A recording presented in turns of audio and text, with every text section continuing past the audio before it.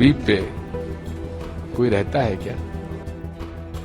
ये बेकार बातें करते हैं मोदी जी, बिना सिर पैर की।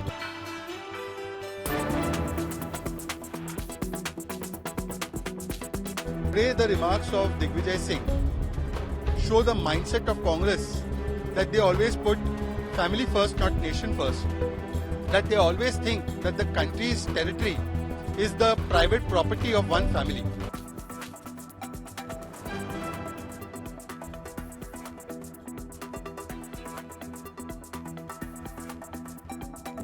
पंडित नेहरू ने कहा कि भाई अक्षय चिन्ह क्या है? अक्षय चिन्ह में कोई रहता नहीं, अक्षय चिन्ह में कुछ उगता भी नहीं।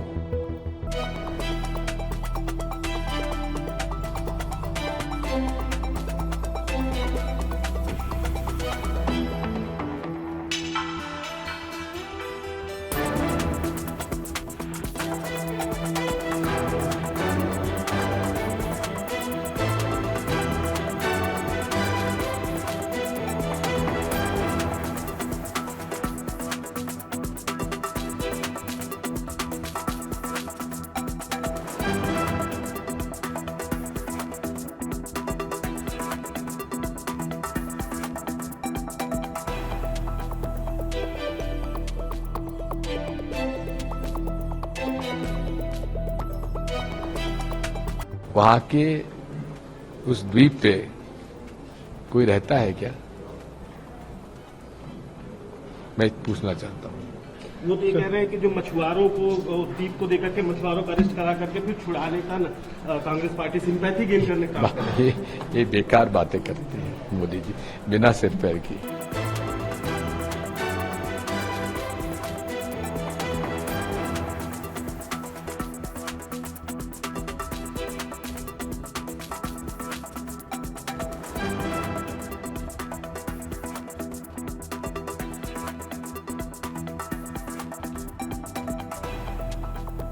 देश की पब्लिक और तमिलनाडु की पब्लिक जो है उनको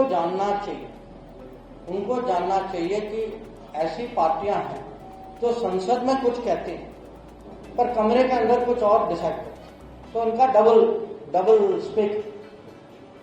दूसरी बात है कि जो कांग्रेस पार्टी जो है, देखिए कांग्रेस पार्टी, आप इसकी बात करें, मैं आपको याद दिलाऊंगा कि पंडित नेहरू ने कहा कि भाई अक्षय चिन्ह क्या है? अक्षय चिन्ह में कोई रहता नहीं, अक्षय चिन्ह में कुछ उगता भी नहीं। तो ये देखिए, भारत के जमीन के बारे में जो सोच जो है उनका हर समय, ये अभी की बात नहीं है और इस विषय खाली एक द्वीप की बात नहीं। अगर 38,000 किलोमीटर अक्षय चिन्ह और बाकी क्षेत्रों में चीन ने कब्जा किया और हमने उसकी तैयारी नहीं की, 62 के बाद भी तैयारी नहीं की, तो जमीन के बारे में उनके मन में कहीं ये आश्चर्य की बात है कि भारत के जमीन के बारे में उनका कोई जुड़ाव नहीं।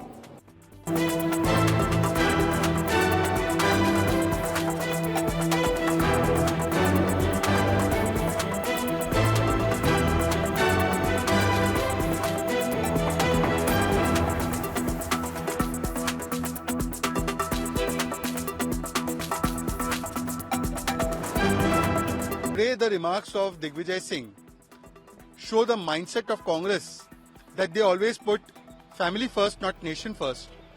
That they always think that the country's territory is the private property of one family. Nehruji had said in 1960s that Kachchativu Island is an inconsequential piece of land, it should be given away.